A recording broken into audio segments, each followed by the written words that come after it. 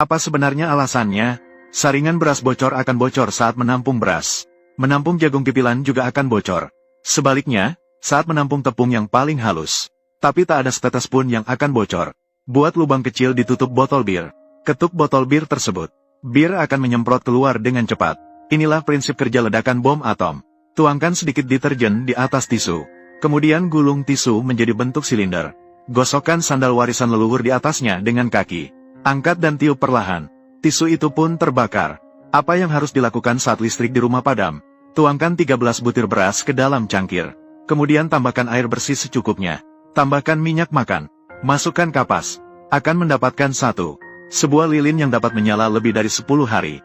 Lipat kertas A4 ke dalam video ini berulang kali. Gosokkan beberapa kali di bibir kaleng. Minuman cola akan terbuka dengan sendirinya. Inilah yang disebut gesekan menghasilkan panas. Masukkan sebutir anggur beku ke dalam air es. Air langsung membeku di sekitar anggur. Inilah rahasia membekukan air seketika. Teteskan beberapa tetes minyak makan di permukaan air.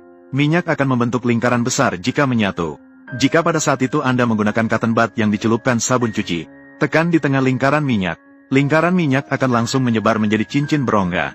Gulung kertas menjadi tabung dan letakkan miring. Nyalakan ujung atasnya. Asap putih yang dihasilkan oleh pembakaran tidak akan naik. Sebaliknya, ia akan mengalir seperti air terjun. Ketika kita menuang air ke dalam sebuah gelas. Ketika kita menuang air hingga 70%, air dapat tetap ada di dalam gelas.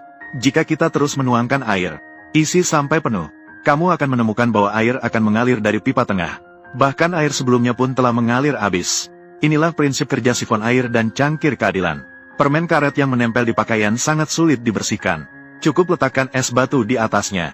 Setelah beberapa saat, Anda bisa dengan mudah mengangkatnya. Tambahkan 1 sendok gula putih dan sabun cuci ke dalam air. Aduk hingga merata. Celupkan sedotan ke dalam larutan. Anda telah memiliki gelembung yang tidak akan pecah. Kertas tersangkut di magnet. Kemudian letakkan skrup dan baterai di atasnya. Sambungkan baterai dan magnet dengan kawat. Kertas berputar dengan cepat. Ini adalah prinsip kerja kipas angin. Gunakan spidol untuk mewarnai kedua ujung tisu dengan warna-warni. Masukkan tisu ke dalam 2 gelas air bersih. Warna di kedua sisi perlahan-lahan berkumpul ke tengah. Jembatan pelangi yang indah muncul. Palu memukul mulut botol kosong. Botol tidak akan pecah. Ketika kita menambahkan sedikit air ke dalam botol. 1 ketukan lembut. Botol itu pun pecah. Ini adalah efek water hammer yang terkenal. Gambar lingkaran di dasar wajan dengan bawang putih. Telur yang dihasilkan ternyata berbentuk bulat. Dengan menggesekkan jari sedikit, bawang putih dapat dengan mudah memisahkan kuning telur. Ini adalah ikatan disulfida. Ini adalah dispenser air gratis. Ada 3 cara untuk minum air. Yang pertama adalah dengan memencet botol menggunakan tangan. Air akan mengalir keluar. Yang kedua adalah metode merpati. Mengendurkan tutup botol dan air akan keluar. Mengencangkan kembali akan menghentikan aliran. Yang ketiga, mengontrol kedalaman sedotan di dalam air untuk menyalakan dan mematikan aliran air. Ambil 2 pensil yang kedua ujungnya runcing. Setengah terendam dalam air. Gunakan kutub positif dan negatif dari baterai 9 volt. Masing-masing menyentuh bagian ujung pensil. Kamu akan melihat, di bagian inti pensil yang terendam dalam air, akan terus-menerus menghasilkan gelembung kecil. Inilah yang disebut elektrolisis air. Celupkan kapas ke dalam susu. Tulis rahasia di atas kertas putih. Teks di atas harus dipanaskan dalam oven terlebih dahulu. Baru kemudian akan muncul perlahan-lahan. Inilah rahasia tulisan gaib. Setelah menyelamkan sedotan ke dalam air hingga penuh, letakkan di antara 2 cangkir. Air akan perlahan-lahan ditarik ke dalam gelas kosong lainnya.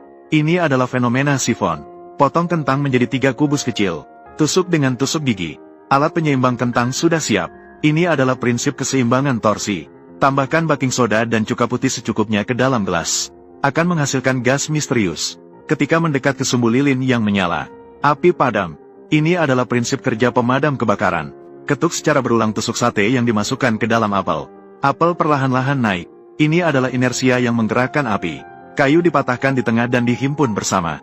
Menetes di pusat. Itu perlahan-lahan berubah menjadi bintang 5 yang sempurna. Ini adalah tegangan air. Balikan botol kaca di atas lilin yang ada di dalam air.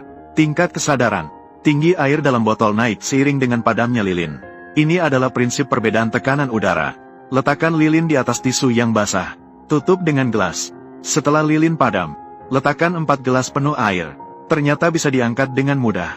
Inilah kekuatan tekanan atmosfer. Letakkan sebuah gelas di depan gadis itu. Tuangkan air bersih ke dalamnya. Anda akan melihat gadis itu berpaling malu. Inilah prinsip pembiasan cahaya. Hubungkan tomat secara berurutan dengan kawat halus. Lalu sambungkan ke jam elektronik. Saat terhubung, ternyata menyala. Inilah pembebasan elektron. Sinar laser pada air jernih tidak terlihat jalur cahaya. Tambahkan sedikit susu ke dalam air. Aduk, lalu sinari lagi dengan laser. Muncul jalur cahaya yang jelas. Inilah efek Tyndall. Penjelasan ilmiah 100 kali. Lebih baik biarkan anak merasakannya sendiri.